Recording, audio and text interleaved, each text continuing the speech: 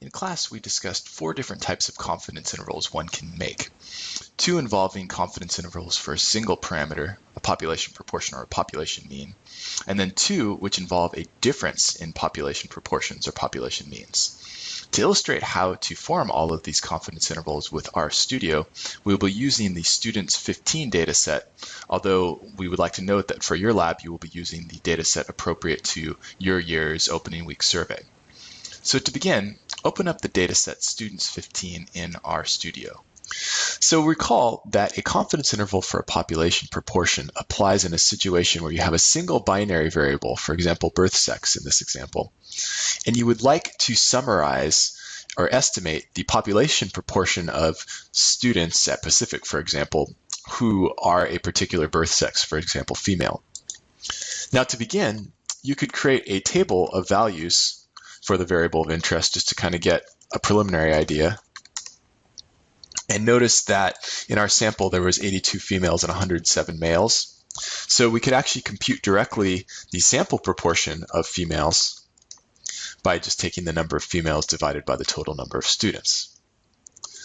Now in RStudio, the command for executing a confidence interval for a proportion is prop.test.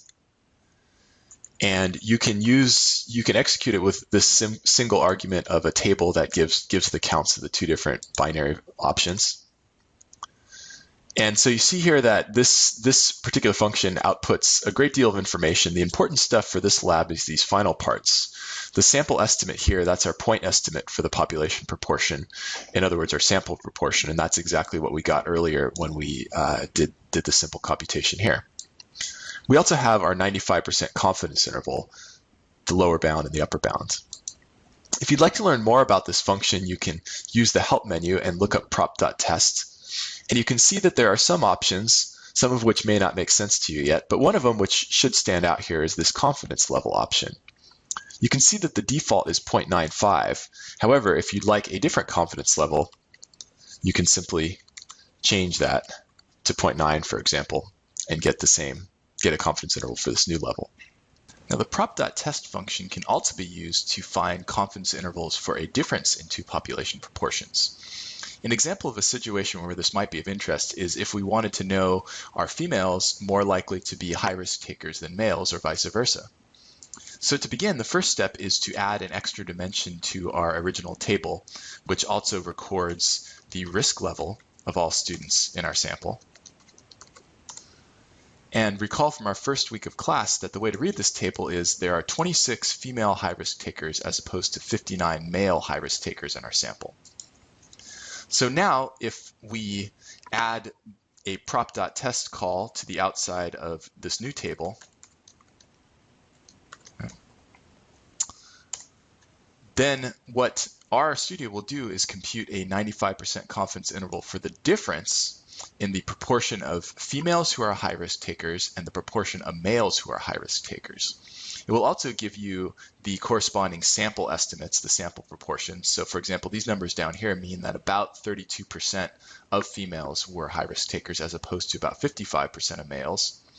And a 95% confidence interval for the difference would go from negative 0.38 up to about negative 0.09, which means that we can be 95% confident that females on average are less likely, between 38% and 8% or 9% less likely to be high-risk takers than males.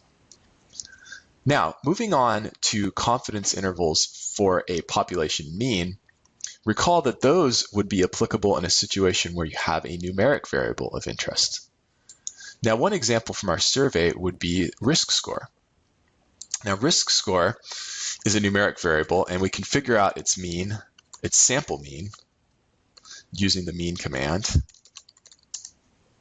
And so overall in our sample, the mean risk score of students was about 30.04.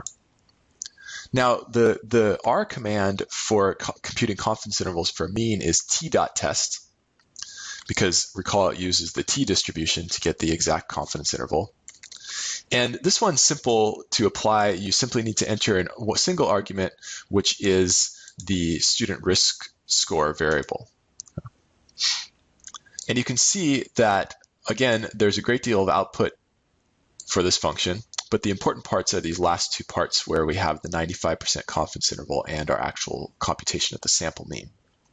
And as with the prop.test, you can adjust the confidence level to get different confidence intervals as well. Finally, the last type of confidence interval we discussed is a confidence interval for a difference in two population means. This would be useful, for example, if you wanted to compare the average risk scores of males and females in the sample. To calculate a 95% confidence interval for a difference in means, you can use the t.test function. And what you need to do is add a further argument here, which breaks down the numeric variable, in this case risk score, by a categorical variable, in this case birth sex. You'll recall we used a similar syntax in an earlier lab when creating box plots with RStudio.